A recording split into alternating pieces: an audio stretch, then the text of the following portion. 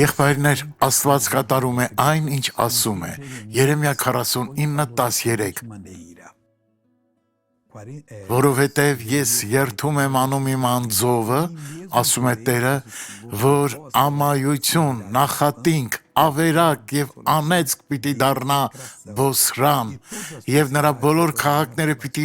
հավիտենական ավերակներ դառնան։ Ինչ է Բոսրան, կհարցնեք։ Այն Եսավի թագավորության մայրաքաղաքն էր, որը նախկինում շատ հզոր երկիր էր, բայց վերածվել էր փոշու։